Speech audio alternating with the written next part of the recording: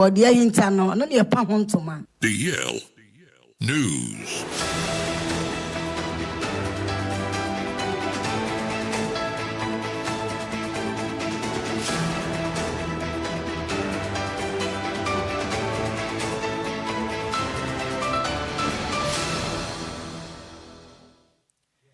Yamamo akwapa efitu mirike ne hia yen awo Facebook no so a ne DLFM 106.9 na yemfa kasebo no echiremu emfa ensemum mikase no National Disaster Management Organization etwanitia eka ne sen NADMU wonom na mohwe atwe nche dwumadie suo ewo man Ghanaian na omodo omtoma ediabo National Security Operative ano echiremu sei wonom srada enwanimu yada adwumakwa wonom epa abo egom ewutu senya west mensinimum ewo finfin mantende kokobode abo no so mosere wode mata wode munyai na company di enda wode moso no eye Insecot Quarry Company Limited na mu kirem so mu ya adwuma ewo loye community a eno no wa gutu senya west mensinim na di ente nam so ampanifo ede sensem wi atu dwan ekirem sem abo na mo pai no enya semkumo na nka abo mpo de sabe enka ye pai ne nwura mba bi kra na wedie kuro finfin pen na de hye we etu sa na mo no ntamu kirem a ene abo ne pai no edi awu enam so ema manfo dan eho apapai ebinim so dan edwirigu na dan sabe ukopo sika kuti na Ghana temamuni onya mfumso bia kakra nkra onya de kwana na ba bese ne sade enya dwuma kram na Mr George Enoch Diodu Deputy Director edema awutu Senya West NADMU ana wo kirem se nmanim ya da dwuma ku no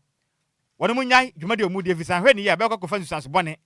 ede blood de hia wonom wo awutu Senya West mensinim na wo kirem ke se de Oma mbani anu omadi nsa waso pina nanso ayese company ni nyama adwen sei wombetie esma do mokon maka se kirem sei enna mahomba mo nsemti enwani mu yata woni mu nyan entesa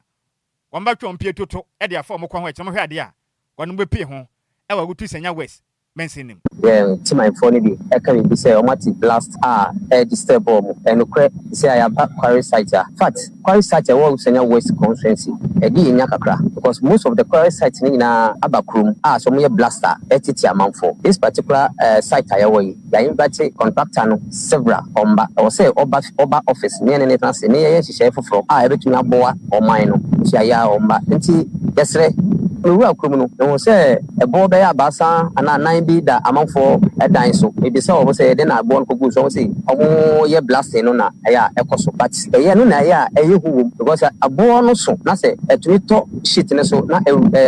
shit na ura dem a nim oyi na e de beba nti ya dia e ha adwene mo ye blasting na e di se bebre na eba sisi a ha ye resident se ne wo kan no aye krum e no tino ye e na ye susu san company fon beba na ye no ma transfer ya hwe e kwa be so I was saying they shut a company down because it's a company way ayekru and the crew so dey entumi yekru wombra ye pretty man ewu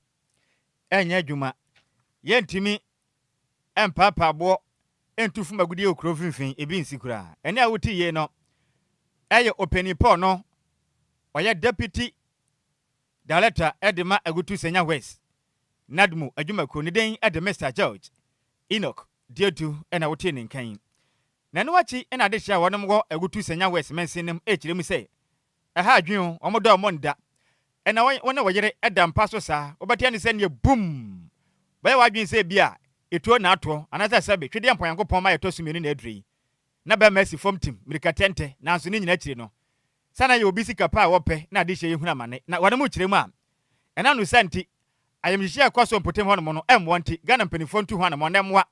na yemhihye ene awudi a adwuma kwepeso didi wo mo no eto eme entwa na bibia etumi emra wie last week Sunday etwemu ya amo blasti wa ha na ne de ema abo ne nyina piti wa area ha aso so dan shake ba ma ya ye wo so agora police ye hu be bia ye gane fa blasti mienu ba first no mbe blasti amo kan say amo na so say obi anko akiri that Sunday no amo blast no serious no ne do man information bia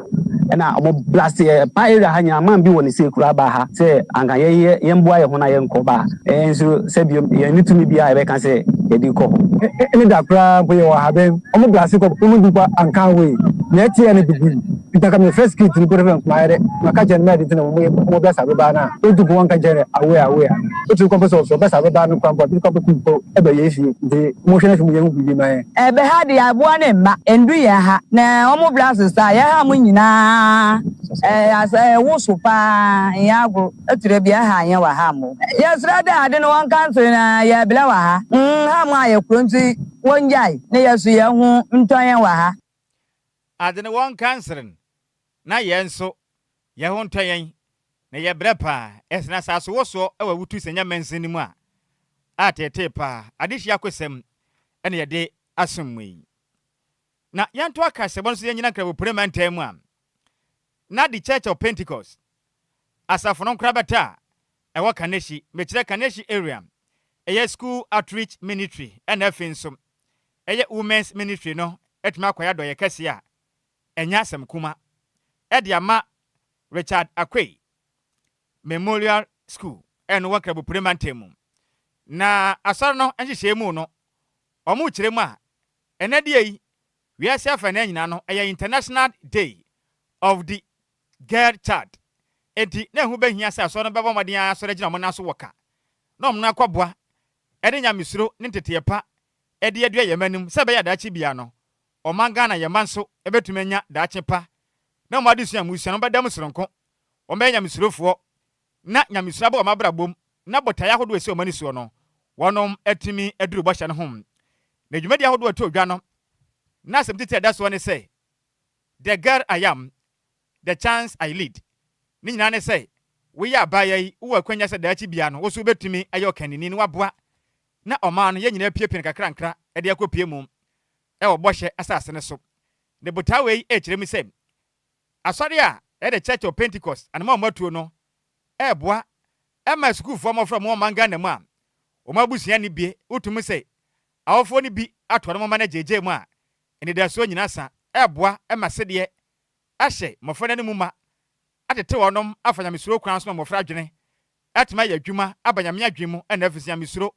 atimi adua mofra yi mu na aso no nhye mu no ono mu kire mu a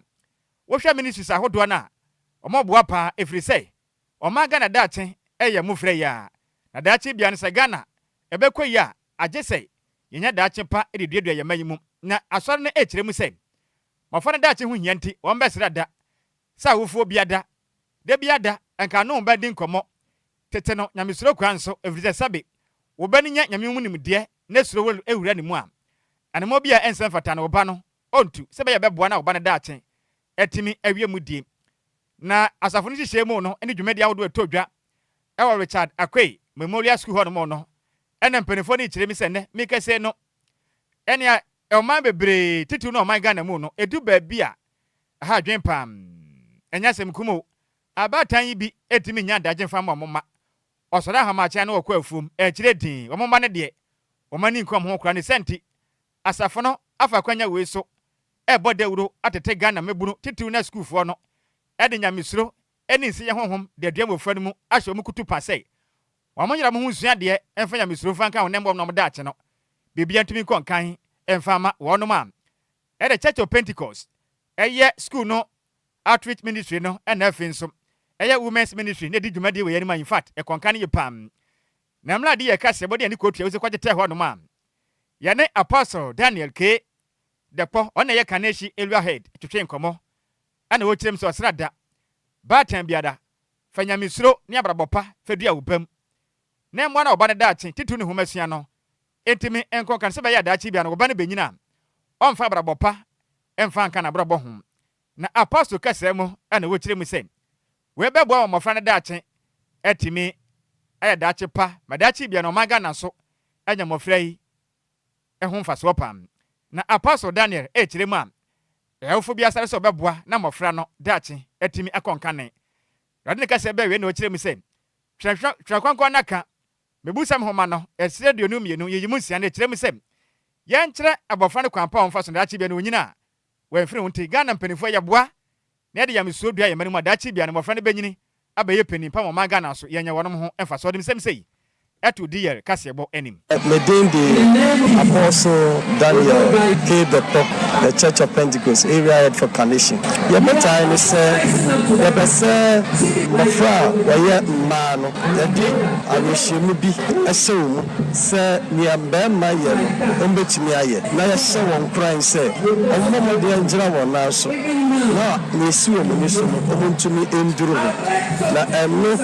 and na yade aben Saskia Wahi, Senator, the first appliance, which me at this hour of the day, assume. DLFM Say, and then and then I'm a fowl, Nemo, or Bars, my cry, now with you, I will fall, now with you,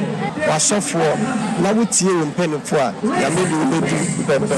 or do it. We are the future of the ya monkey to answer. When you know, good. More Andre him. We see this I will die soon. No sumupia, no sumupa. Afraid I made a man for us to say. And I will say, your mama, young wow, we will should be being fear and say, Mama, you take advantage of them. Young wow, no one see the serious, but we are true. Eye ne kwasempa. Ye nyina yam wa mofra no modache etimi ensi wonu yi. We at the Church of Pentecost asafono Enquires wa Kaneshi metre Kaneshi area head ne den ade Apostle Daniel K. Depo ena wote ne nkan na asafono kwa no manfo mo sapan amfa nko ene hwa ye de pa na program ne course na asafono eye women's ministry no at the Church of Pentecost Kaneshi area no bo maden ade mo akese ekokoma Richard Akwe Memorial School na eyeni kasempa omoko no mama de kwando so pa ne ma de bebora mofra no etimi de sesi mama hu ne die no etimi akonkan ebiti say ene sanitary pad ahodo okwa eka ho bi exercise books eka ho tissues ana afin so mathematical set ahodo nyina ka ho a na eni kapam na no anasafo no ministries ahodo leaders no bo moden gemne na wono mo ne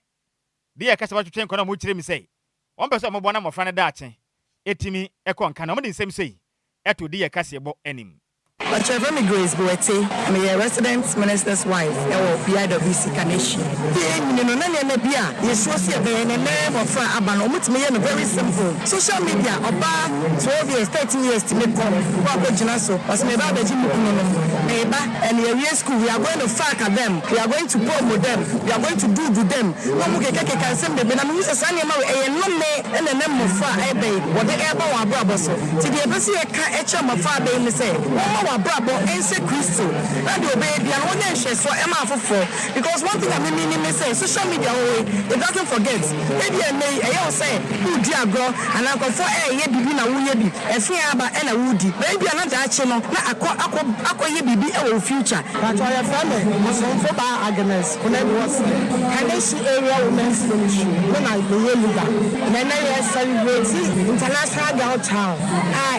vex na e future dey my man Senior Casa for the kind. Some of family who be see what ye. Now I show our brother, so now I know our brother Basabasa. And only I did the fire into your body. Some of we are Casachi, we are some of friends. Some from Nippers, now before we are that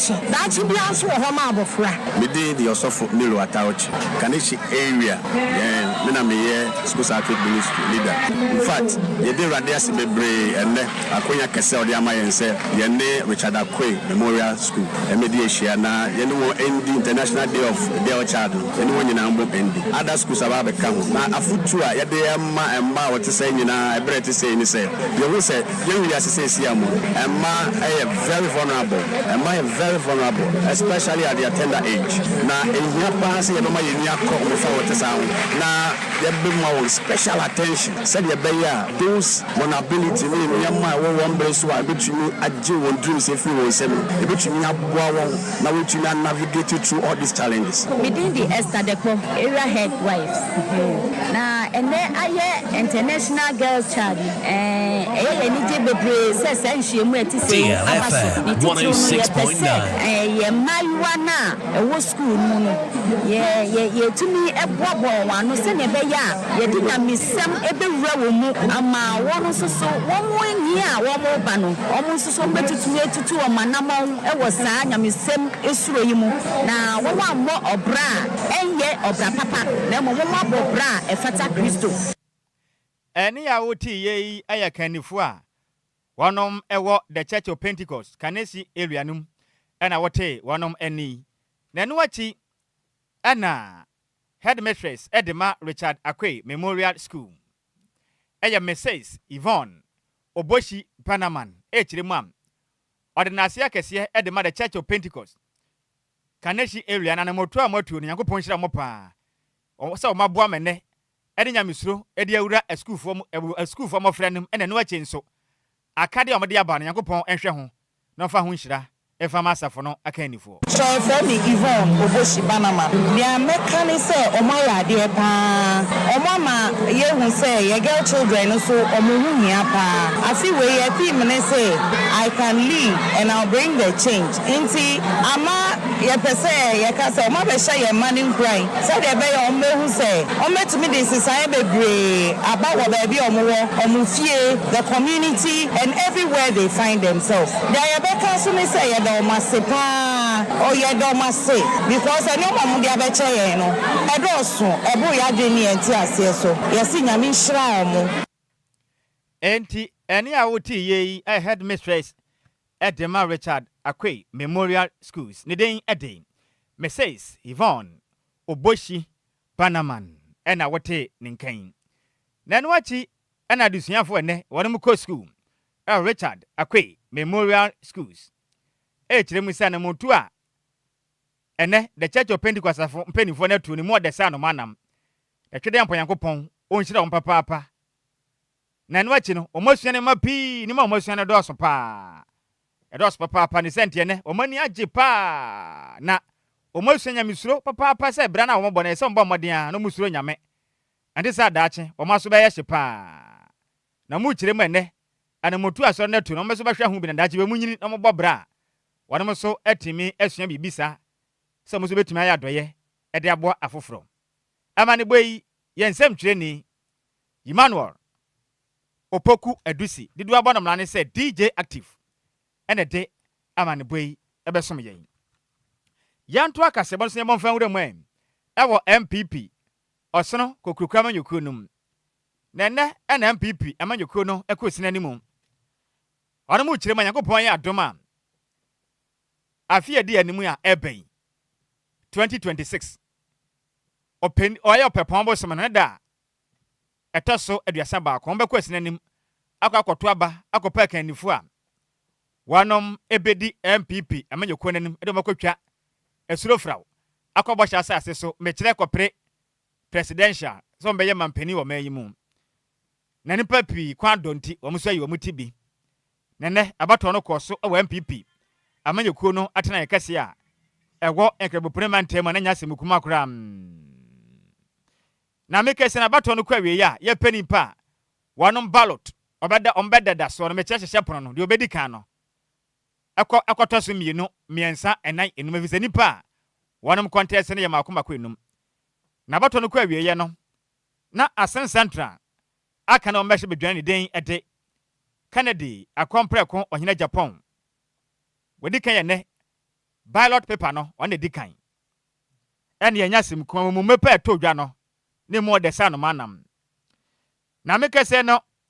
former vice president Dr. Mahmoud Bawumia ya pepra kwa anim sa ye hwa o doctor wo be yi 2 ana 3 ana be yi 4 o ne toto sa ye hwe doctor be fa na o munya botre doctor be yi kakranka doctor ko peke ya na doctor kakranka doctor ko fa 3 na Brenda Champon aka na osoafo no hwe o man Ghana kwa yeso ekofa mienu 2 wafa eno achi doctor yawo wase ya ditwum aka na osoafo no hwe o man Ghana adisia so no kra yenso ya de hwe mo basomtwe wono ma hye bedwani ebeto so nan ema wowura kwabena Japan eto so enum na abato no kwa wieye no opanipo no ana ofri asahwe o man Ghana bato so mekire electoral commission ekodi dwumade ne doctor Bano Bill ekenkan bato no kire nipa kra wadi nkunim ana so atoso baako mienu miensa ekopem enum so Honorable Ken Ohene Ejapon will be number 1 or the first candidate on the ballot paper. Honorable Dr. Brian Echampo is number 2 on the ballot paper. Then His Excellency Dr. Mahmoud Bawumia will be number 3 on the ballot paper. Honorable Dr. Yao Ose Educhu will be number 4 on the ballot paper. And Engineer Kwabena Ejapon will be number 5 on the ballot paper. Thank you very much. Enti ani a wuti ye aya doctor Bano bio no enene obo no mode atiatia ne chache mu efri aso ehwe omaga na bato ase kopie mu ewo MPP osene kokuku no amanyoku no atena kese okrabo parliament mu ekokwe abato no so no ehun sunsanso na wote se ode atudwane no achi no ana mperifa odom kopie mu a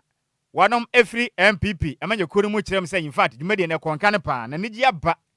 ebia ne age pa ebi so anim kirem se ohwe omanim a na de mope no komope wa nanso manya.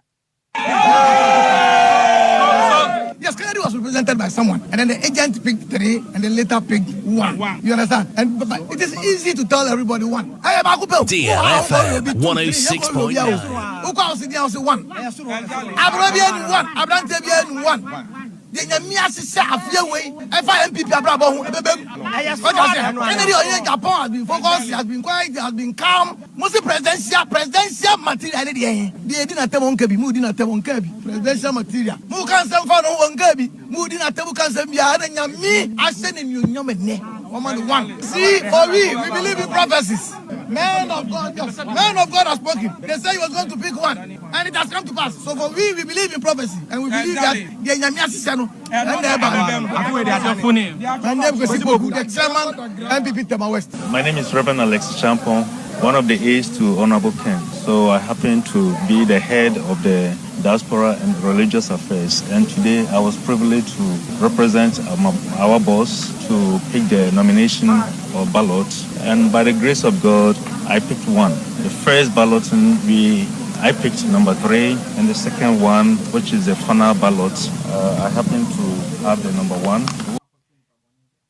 Ani a woti ye ayem penifo de kopie mu ewo MPP amayoku na kache ekwahwe ye ma abato no konkan no ena wote wonom ene ebia ni age pa ebi su de otumu senka ba bi odaye no nka wonya fofrank wo penanso agya e kire din untumi nka ho asem te monyere mo ho montoa Ghana de sa na ade ne tiwo wabomu na kire wado dada na ento akase bo no so na yemomfa nwura man ewan sam kirefo nka bomu ku adi anda wono so ye Ghana Journalists Association ye twanitia e kan se GJ mpenifo e kire mu sem oma bo abaso sa na we de etoso e de onu nkron abaso bo a e ba betodwa e prestigious media awards e be kwaso nkra oma Ghana mu a mu be de pa na betodwa e o memenda bubu obo sem de etoso nwotwe e won fimpi mienu ne de nu mu me kire November 8 2025 e wo Kumase Asante Matemnim na mu kire beboa pa ma Ghana so afi we de entodwa wankran nkran de magya afi we de enko Kumase na ene de ma mo padwuma de ne wontoma na wo committee no e pa wontoma wankran bo parliament ne ene endrada ena GJ president me wo faase apet Kwabena Dwomfo e ka se de o kire mi sem ensam kirefo mo badwuma den mo bo mene ya tena ya hodo anipa bi se ma pa wontoma adwuma mu ye no eyo wu adwuma nanso mu ni kama fo twede ampanyankopon de de biada obo no ne ma ho banti ombekọso aboma so o kire ma ya de ye pan yankopon kọso a na on kama fisansan twelefo ni hɔ no ma enkama mu aga na mpanifo bo hwan po de beka mu asem pro na kankan hwan na beka wo manyim o man pani badwuma de hwan na beka ho asem ifito man ka sentimi enka fo mo ho da ni nyina nsem twelefo na eye sa adwuma de nanso du ba bi a na mpamro atata na ekoso manyim ha adwenye pan senti o kire ma afi de kopie mu awasante hene His Majesty otumufo osetutu a oteso mienu na kache pe na dwumade betodwo afi we ye be de pam na mo fa se abet Kwabena Dwomfo akirem sem asante ne obi a opasomdwe na ne ginsantrefo dwumade hunti afi we de ndie mbe de pasa no manam na okirem a Ghana fo nyina ye ntansantrefo achi ne nyina ye moa na nsantrefo nso ente de wo manyim odi nsem sei eto di ye kasebo enim Celebrating excellence, expanding our horizon. For nearly 3 decades, the GJA Media Awards have stood at the pinnacle of journalistic excellence in Ghana, a testament of the courage, sacrifice, and commitment of journalists who serve as the watchdogs and educators of our democracy. Over the years, these awards have honored not just individuals, but a profession. Through investigative reports, documentaries, and editorials, journalists across Ghana have strengthened democracy, exposed corruption, protected the environment, and amplified the voices of ordinary citizens. This noble tradition continues, not merely as a ceremony of recognition, but as a reaffirmation of our mission as journalists to serve the interests of the public with truth and integrity, to uphold ethics even when it is difficult, and to defend press freedom without fear or favor. A historic and royal milestone. Distinguished guest, this year's edition of the GJA Media Awards is both significant and historic. For the first time in our history, our flagship national event will be hosted outside Accra under the auspices of no other person than His Majesty DLFM 106.9. Second, the Asante at the Nhyiraba Palace in Kumasi. So I take it once again. For the first time in our history, our flagship national event will be hosted outside Accra under the auspices of His Majesty Otumfuo Osei-Tutu II, the Asante at the Nhyiraba Palace in Kumasi on Saturday, November 8, 2025. Oh, let's give it up. Let's give it up. There are more. I mumma monsem private and come when muhiam. Ni more the son of manam way. I open upon a president at the man central from Kamuko my Ghanam. Metre Ghana Journalists Association Kuno. One of president the day a day. Mr. Albert Kwabena Jomfo. Nenwachi. And also for no, and or share or my Ghana or man penning kitten who deals with Minister of State for Government Communications. Mr. Felix. Ofosukache, Chirema. Oh, Central for a duba be a Juma Muye. Ye, Behia cat dear. Musika Samunye. Dear Quasina. Ghana man penny when Munina, Munyabotre. A buying babwa. Nan Central Fonso, Matide, if it's a duba be a mobrapa, Municama for. Nababa bet me aye, at 10 Central for a duba be an in Pebi Papa, Yasum Tata Yasa. Naduba be a Cona Dendia, Nansugana man penny, I can't so better Yachima Yansu Jumedia Yedino. At me, I can't no chilema. Edu babia sem trefo e bidwumade ye die na ehupa aniframa sem ne nsema hodo aye ka tutu nsam sa huhusem na esre Ghana mebu no abamba kwaso na omka biewum aboa na sa na motu ahodo ekoso a emwo men trefo dwumade nkonka no so omatu ase na bo trefo edi dwumade e hote na Ghana so yakwanim e wo mpunto dwumade. We do know that media practitioners complain often about poor remuneration and poor working conditions. Government will continue to partner media organizations to explore ways of improving these conditions. In recent times too, we've had challenges with assaults on media practitioners. There are sections of our society who continue to view the media as nosy and people who should not get close to their activities. And therefore, I want to abuse the rights of media practitioners. Thankfully, in more recent times, we've not heard of such reports. That is because firm instructions have been issued to all state security agencies to reform the way in which they relate to the media and to show a bit more courtesy than they are doing at the moment. President Mama and the government that he leads is willing to work closely with the GJA to ensure that this health development stems and that it does not recur, even as we make more progress to advance the frontiers of media freedoms. Our doors as government are open. As Minister for Government Communications, I remain open to engagements with you.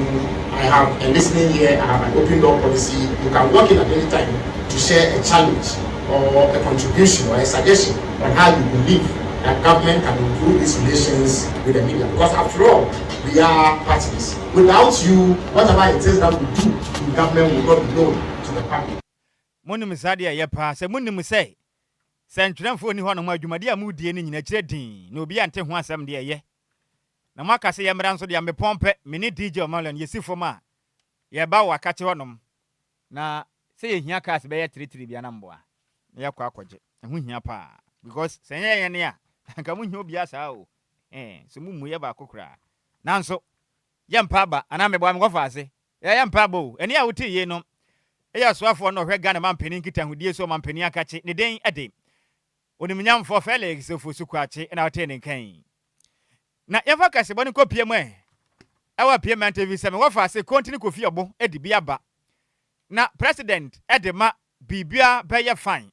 association. Ewa pie man temu New Japan South Mensin mu. Ne den ede Mr. Emmanuel Asarem. Ade nsem atudwa se Ghana mebuni. Osremo ada ye ka ma chechira moka ho bi enti osremo ada local governance no nkrase memuru mfa mo ho fa nhyem bi na Ghana ban penifo no so ente mo kan fi se se man fa mo ho nhyem a empenifo yi ye sika no badi ni se to abom papra chire kura aba ne se be ha dwen ende se meburu so edu ba bi a assembly sine ye project amokọ ho bi kopie na de mani ko tua wi se di akire assembly no ana mensere no ekọ nhyemudi amonko bi amo tena sa amo so tena sa amo sore amo sore na mo fo mani ko tua wi se mfende mu dwumadi akine moa se be ya nkuntabo be ya dwuma na pani kire mi se ya kasa memu a sabe nyamanyofo nko a Ghana man nyina wo sabe wo hwe tia sentem a wo ye nipa a wo nante a wonko wakina ko anim de wo ka ho bi ni senti a school 42 no mabu no mo fa mo ho fa nhyem ne mo na Ghana kekere no empunto ntumi mra Mr. Emmanuel kire mi se mensini aha mienu ne aduosia ba ko ma Ghana mo nyina no osrada ukopie mo New Japan South mensini mu a omuya dwumaden pa na so mpuntu abo om sesabe donso abo akokoi adenti na aba ne sa osrada o ma na yatim se church madodo de a mensini so mo saka o mo de sesabe o mo bo pa ma mpuntu ko so manyim o de say ya de tudwa mo mba moden a eye workshop ncheche dwumadie edema all nations university student a wono makofo dua ana wo kire mi say obi afa ne ho mfa nhyem na mo na magana kekere no enkora dwumadie o mu die no na subject that's one say youth inclusion in local governance and student opportunities after school. Na emra senior man na kase na wo kire mi say osrada meburu nei magana fo ntemo ne na ne ma hodo ekoso a eha mensini say mo kire ma dwen fanfan na magana empenifo mfa nhye pafan gwa kwam se be ye beboa na obiada enya ho mfa so na mo na po ne kankan no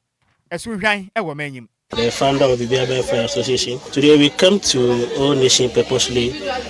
because of inclusiveness and involvement of youth. We wanted to make sure that the youth in our locality are now participating when it comes to governance. As the youth believe that governance is merely for politicians. But no, we're here today to inform and educate them that no, when it comes to governance, it belongs to all of us. The rules we are working on, the structures, the policies and everything. Without our involvement, there is no way the country will develop. You know, we also noticed that when it comes to the governance, the same governance aspect, within the district, Nhyiraba South was one of the poorest in terms of youth inclusion. So we were here to educate and talk to the youth of Nhyiraba University so that they will start involving themselves in terms of governance. They will start participating in town hall meetings and all activities that the assembly will be organizing. Thank you very much. Aye. What I ask ya? Yanso yada wasibi. Wate? Wabu adwumaden pa. Nyame nhyira opi. Say wabu ane sa na ne a wuti ye no na ya president edema bibia be ye fine. BBF. Enkabom ku ano no wo New Japan Mensinim. Ewo apiementem ne den ede Mr. Emmanuel Asare. Ena wote ne nkan. Na dwumade na nsi hɔ a ekwankane yipa na openipo no ena ye dean of All Nations University in charge of school business Dr. Kenneth Amwa Echrema. In fact dwumade no ona tena dwam se dwam training na ode afuto eni nkranhye ademadusia fo so monyere mo ho a no mfa mo ho mfa nhye local governance emu every say working kind Act 2016 ne Act 936 na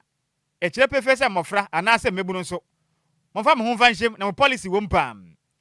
na ochire ma National Youth Policy 2022 and after 2030 no edwumade pia beboa na omanga na mebunu na atimi akonka ne senti adinsanudwuma eba ne kwampa befota beboa na obi atimanya adwuma afa befo kwaso ne senti wuye obebunu no amfa ho amfa nhye na nyina nya mmoa ne atimi anhye pa mebunu anya adwuma anya na yede omanga na hwamonti osere mebunu yi monsore woka na nkurase me mfa mo mfa nyim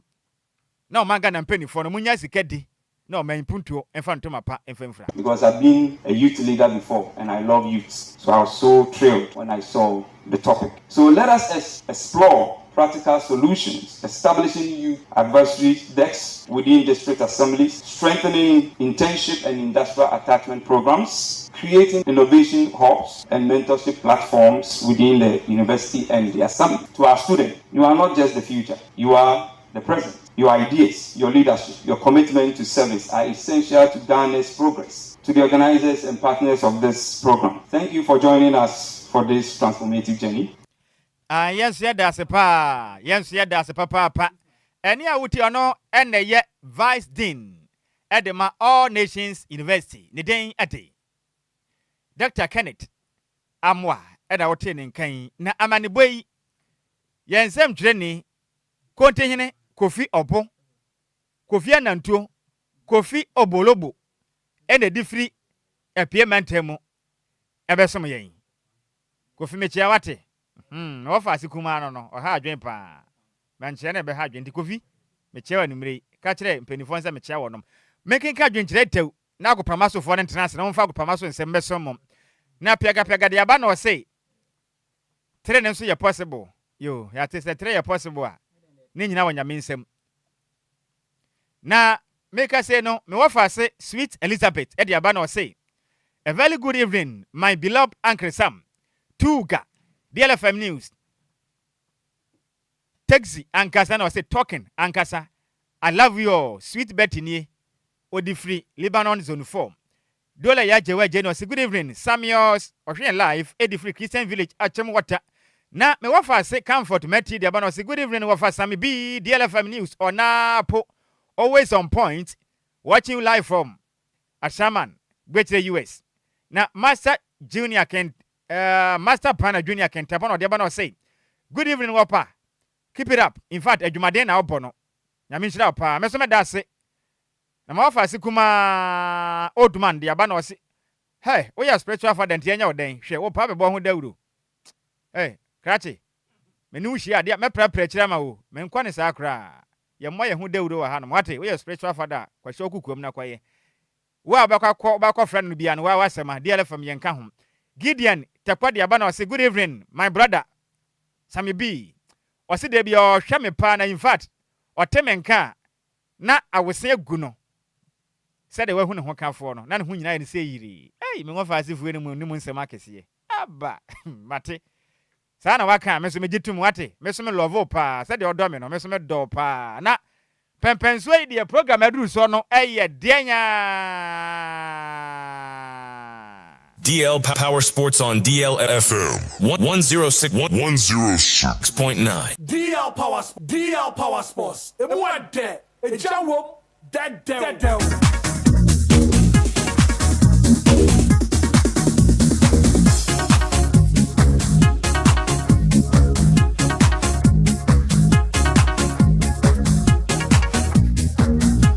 Yebo edi awuremu akropama so na nsema hodo de ade ncheche awa agudie mu sensemu no me wafa sikuma Kenneth ata entenase na mfa mu nkyiremu emesemu anumire Kenneth wafa empomo ko de bibia abokọ Canada Roma ye de nyamia sensem no do so pa on yes ensem no do se fisem ni amano nsem better se Ghana Black Stars for hu sensem ni bi wom Ghana Black Stars nsem mpa better emre ni tino kajagum Ghana for yekrado right e wusanye mo bibia akwa babiom amfembra deal 106.9 FM Rason sa ku kense wonsem no na nwumresi etumi tena so ne bobo nsem no enso etumi edema ne mom ne ye hyase e wo fie na ye hyase ne mfa nsem a ene enwume ye boa no e wo fisem no embroid a ye nkopie mu enso e wo Mr. Yaw Ampofo Ankra wonim so peni no ene ye NSC boss enso e wo man konkron Ghana na wonim say ahead of the game Black Stars of Ghana ebe bo ediete o man a ni din enso edi kumoro so na yade ampenifo enso etumi ede nyama egu akwan mu a wo mo ehwe nim say enema enso betumi atodwa enso ewo sa game Sunday Ghana ebo ediate omaya ne din enso de kumulos no penia ye friend Mr. Yaw Ampofo Ankra ene ye ne twetwe komo ne yebisa se so ye hunu se mpempin se Black Stars of Ghana ebo game kamia se ticket ho sensem no ya na ho akwa atwe openi no ede nsem tudwa se ene ukopiemu e de Accra Sports Stadium dia ticket no so betumi anase fans no wo betumi enya akonya e de kopiemu enso wo stadium no openi no ede nkomo enso ede tue ne entiesema Mr. Yaw Ampofo Ankra ekan enso ede fa ticket on. We don't want the challenges we had the last time when fans were crowding around the stadium looking to purchase tickets. It must be very clear.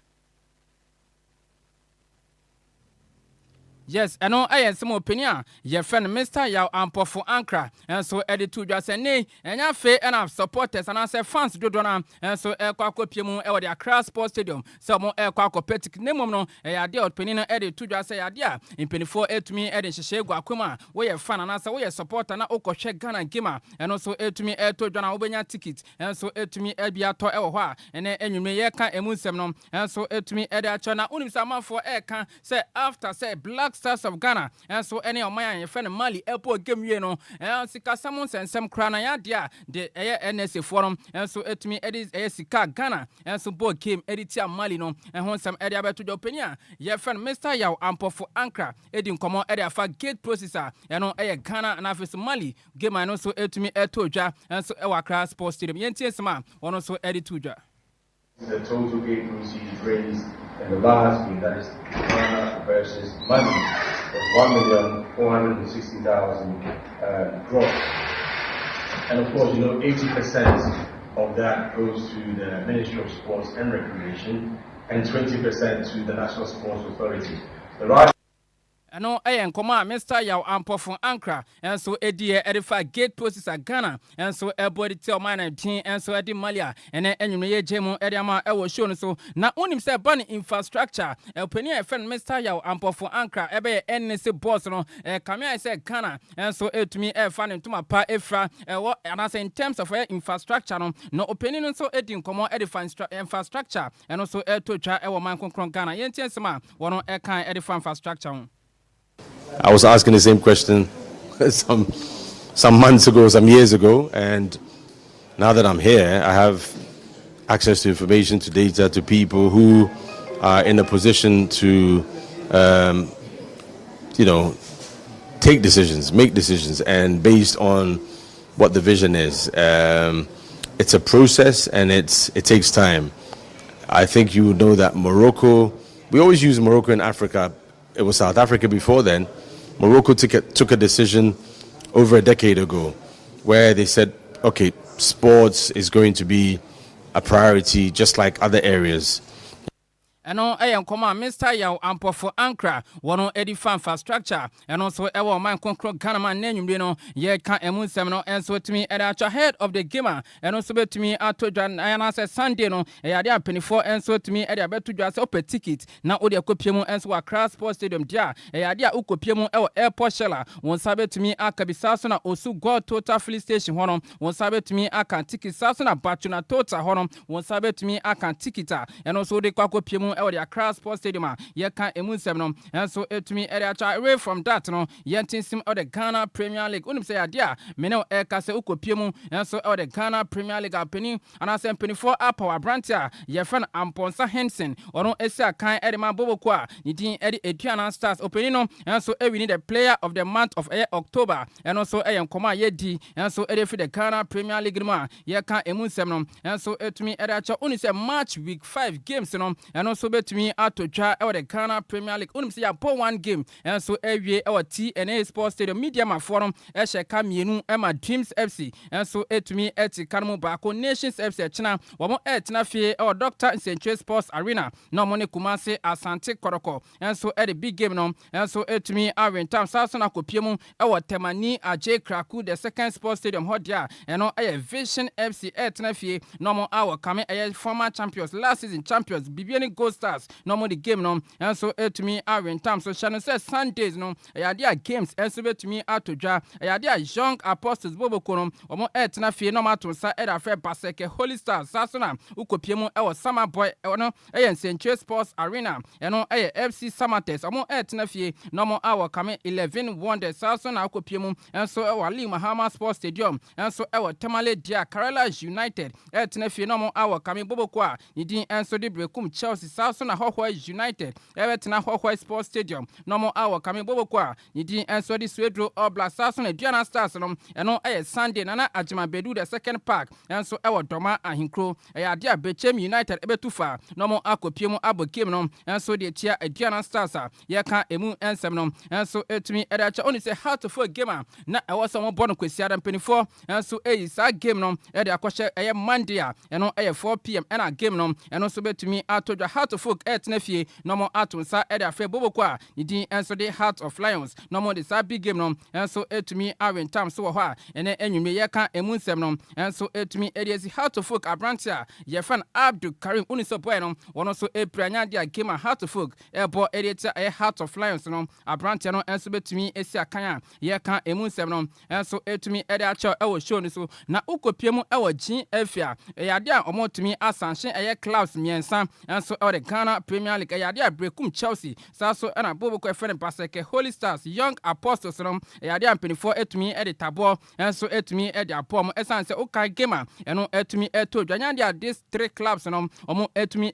provide highlight onum se GFA forum etumi edi abeto dwa se oye club na ubo game 48 hours and say no yade a ubetumi provide highlight of the game eno so etumi eto dwa yade a these clubs no omo etumi endin hihye GFA forum omo etumi edi ba etumi no eka se de yade article 38 clause 8 no yade a GFA forum ejina so yade about these three clubs omo ekwa ko fesi Sanchez yede emunsem no enso etumi etudwa ewo fisen mu enso etumi edema onum se GJA president no ede nsem abetudwa se yade a ukohwe nsem no efi Ghana Boxing Authority no ebade a onum se bout ahodwa na se etudwa enso the Bukons Boxing Arena no 24 enso sa bout nya ede bepiemu enso Haraman Hola eno ewo the Accra Sports bout eno betumi atodwa ewo boxing mu no enya de no betumi atodwa ewo Bukons Sports Arena 24 etudwa se games ahodro nya enso betumi atodwa ewo Harmani Hola eno ewo Accra Sports Stadium ananyumbe no yedi emunsem etudwa. On this note yemfa efisem no sinianda ye hombra ye ba pe na mo no nsem no yetumi ede atoaso ede mamo DL Power Sports, DL Power Sports, DL Power Sports. Emwade, ejawo, dead. DL Power Sports on DLFM 106.9. Lumba in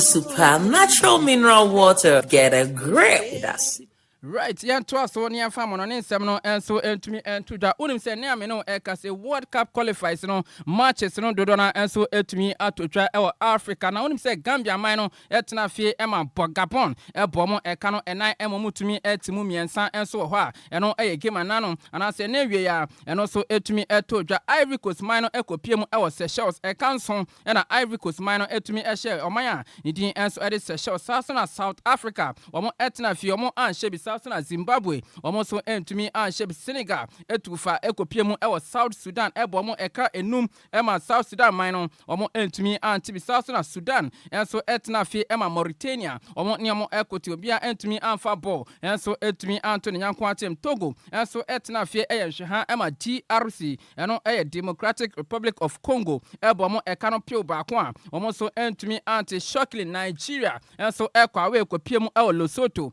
ebomo eka no mienu emomutumi etimu baako saso na Benin enso ekwa awe eche omaya ne tin ede Rwanda ebomo eka no pio baako a omo so entumi anti Tunisia man no ehye num ema Sao Tome and Principe omo entumi anti quarantine no games a eno eto twa ewo Africa qualifications a eno so yede kwakopiemu ewo US of A yede emunsem no enso etumi etudwa na ukopiemu enso ewo Euros ni mu dia na se we no Europe yade a games enso etumi etudwa Finland ehye 2 Lithuania eti karmo baako saso na Austria man eka edu 10 goals to 0 na Austria man San Marino omo entumi anti Belarus etina fie ema Denmark ebo eka no nsia omo entumi anti kansaso na Cyprus 2 Bosnia Herzegovina omo eka no ho Czech Republic omo anshebi saso ena manya friend Croatia omo so entumi anshebi Faroe Island 4 ema Montenegro omo entumi anti kansaso na Malta etina fie ema Netherlands ebo omo eka no enan omo entumi anti Scotland 3 ema omanya ni din Eddie Greece so etumi kanu baako a ye ka emu nsem no enso etumi achewe games a eno eto twa ewo Europe eno qualification a ye de kwakopie mu enso ewo US of ya ye de emu nsem no enso etumi eto twa unim se nano pay ena omanya ni din ede Brazil kanu enuma South Korea omo so entumi anti eno friendly games a eno so etumi eto twa shado sa Brantia ye friend Vinicius Junior goal saso ena Chelsea Brantia ye friend William Estivao ono ebo brace saso na Brantia ye friend Rodrigo Guesh no ono so etumi ebo brace wa me no ekase Brazil kanu enuma ema South Korea omo entumi anti no enam so emantia mensa eka erifi Brazil ni so penia ye friend Carlo Ancelotti no Brazil for no ehunu so penia mode mo ewo so ntade a omo no motumi extend obra ye friend Carlo Ancelotti ni contractor ono ene Brazil man no enso etumi ewo ho a ye di emusem no enso etu dwa na ukopie mu ewo EPO ni mu dia openia ye friend Oliver Glasner manager Edema Crystal Palace na only say manager of the month of October no and say September no mpelifo etumi apa openia ye friend Oliver Glasner so no and the manager of the month of September ene anachi no ye di emusem enso etu dwa na only say player of the month no eno ekoma Manchester City abrantia ye friend Erling Haaland only so openia no we the fourth timer ono so ewini adia no player of the month of competition and also etumi to dwa ye di emunsem no enso ema ewo show no so na Dani Olmo player di ma Barcelona penino enso etumi apra Nadia Barca games ahodra and also edom wenim no ono so betumi esi akan wo ma and also ensema Barca for no eno efi makache enso eba unim se Endra gamer and also to dwa bra na Austria man omo San Marino 10 goals to 0 no Abranche friend Marko Anatovic wono etumi 4 goals na me no kaseje ukopie omaya friend Austria dia wono abe the top scorer enso omaya idin enso edi Austria since Austria man no esi akan enso ewo any major competitions no Abranche friend Marko Anatovic wono etumi 45 goals all time top scorer enso edema Austria man no wono so etumi elidi wo ho a ye de emunsem enso ema me no kasa man hodro anasa man pi omo enya konya kopie mu World Cup na se mame enfantu just Brazil man no omo etumi qualify saso na Argentina omo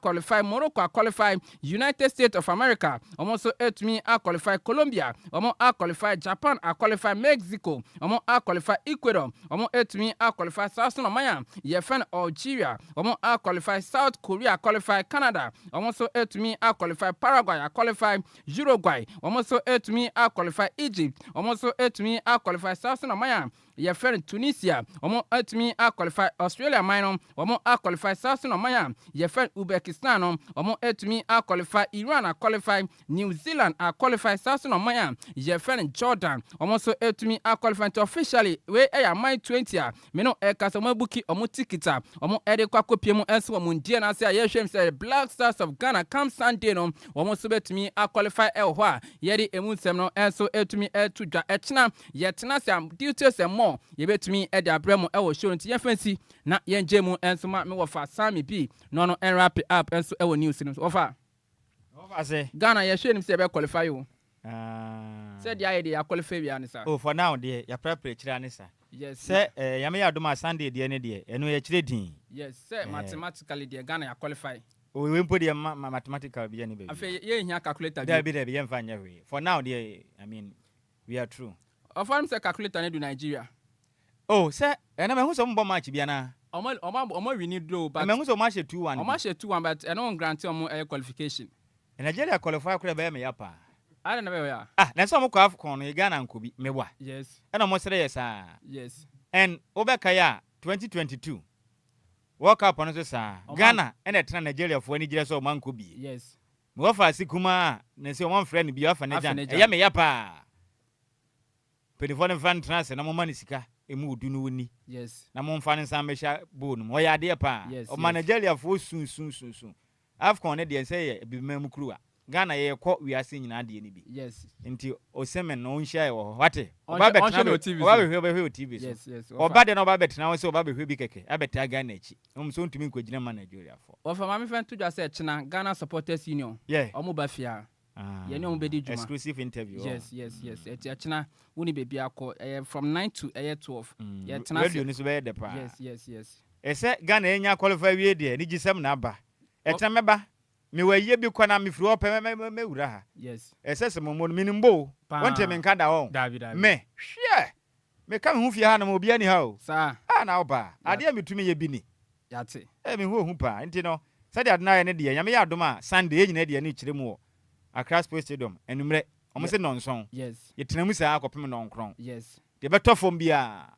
DL passports omo sabeka nyame nshira me ofa se me da se wo odofu bi a cha wo me ndi sanso na prepare chiri nchi akese nkoma Mr. Kwame Fum sa so na JC Oburaman na face Bismarck Kwame Fum e de damfani na yes awopa aye Fum e cha na ere Miami Kwame Fum na achia no yes ono wose ye fere nkoso ohene wo yi damfa mom na djokwa no okọ minisa djokwa Kwame Fum ye ne bepa wie onko odukuro da o forget no kra no onko odutunu ho keke djokwa me ngofa ase Kwame Fum ne ngofa ase fo no me chia mo ato mpapa onko no kuro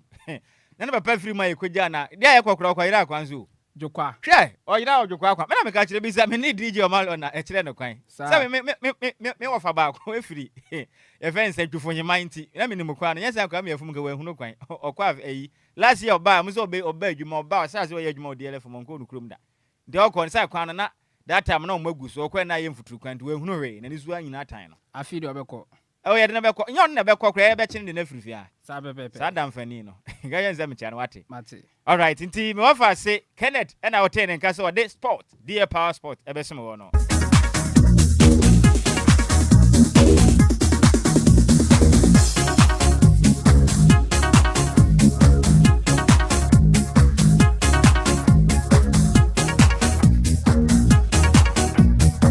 kasi aboni ye gina we sine ye de si emusemufo ne ye maze me berantwene se mo ede eba yen joint operation de ekopiem wo Facebook and YouTube makase bono nya homfoni ni videos ni nyina bi ehweye eye champion Taylor bemo oboada ansuroja Mr. Frank Jerry and so Mr. DJ Omarion enso edmin na musa ona bomichi dom fia na musi na DJ Zigby echinchim afiri ne furu makase bono mu da hokrojen na mofa ba ko paaka wiase amansa nyina obofo a mu nyina mudi mayaw me hone tian sentem me sene so de ba kukura mfiri mu eduase me ne 32 ni nyina gum fita di ameje so eye wowofa Nhyiraba Kwadwo Sammy B me sare so Emma DJ Zigby ene obatia ne say awoso ni producer ne de on say ye say yajiwa anambwa dola yajiwa anambwa onum ne say ono asara zikika kire ifia say dola yajiwa jezi wayi na didi am de binim on na ye the producer say na oka o say you bi zazigi on betuma yi na mesra mo na ye weekends wa hu eye wo krom sanso na papa hodo ne nyina bie mo fa asefo emi tumofo say du Friday ye ntofo on ye ntwen Monday ne ye tofo nti mesra kurase na waba kuro na sa wonsa to bi sa me woni na ho ne woni nya den enkwa kurase bio fi se na ye den Friday yen kan Friday yo ene ye Friday mesra obetufo atwen yam ya duma Monday anopa fa bra enne kwa die e kire din me wafa se wo se den uni ana me chiri no me ne magunso mu no uni ana me chiri no me fra kurase abakuro e ma kokko mo mehwe yemi yemi ne ska fo me chiri hey so here you already man